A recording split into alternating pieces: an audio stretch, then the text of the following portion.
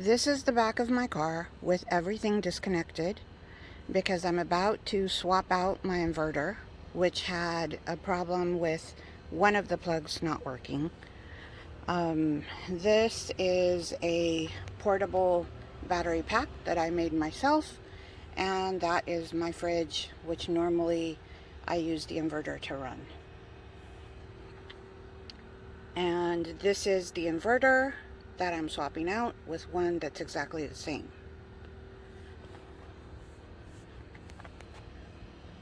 This rail is what I used to make the bracket that holds the inverter upright. Under the rubber mat is the storage compartment, and under the storage compartment is where the wires for my inverter are. The reason the inverter is upright is because it needs to be ventilated, and it wouldn't be able to fit in the storage area and still be ventilated, and it won't fit on the side without blocking the storage area. So this is the only way that it worked for me. On the right side of the storage compartment is my battery, and you can see that the big fat red wire is going to the positive on the battery. The negative is attached to the chassis at this point. The positive wire goes into a circuit breaker, which I can turn off and on by hitting the switch. I use this to turn the power off whenever I'm going to be parked for long periods of time, for days, that I know that I'm not going to need the inverter, and that way I don't have to worry about anything ever accidentally going off. And it also means that I'm able to swap out the inverter without any problems. Right now you can see that it's been switched off, so I can go ahead and mess around with the wires. I've unscrewed the inverter from the bracket, so now you can see what the container looks like.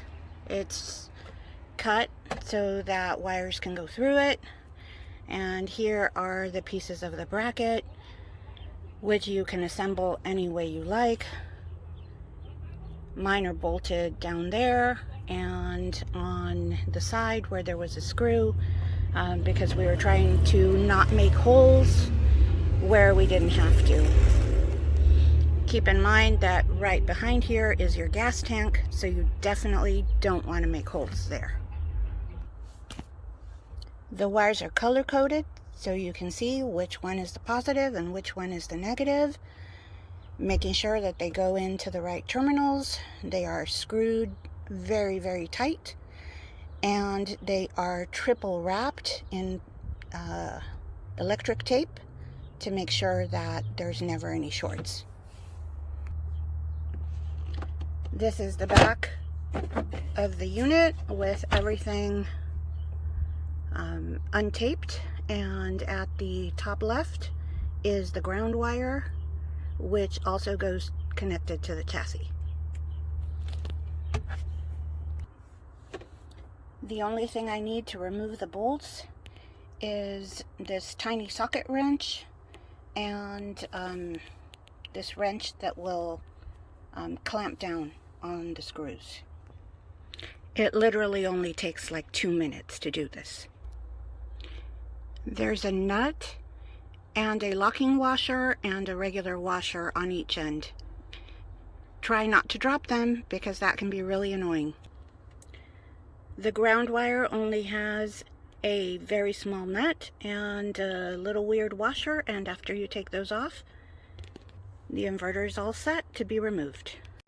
As you can see, the terminals on this inverter are really big, and that allows all that current to pass through them, and the wires are also really, really thick, which is important so that you don't end up with an electrical fire.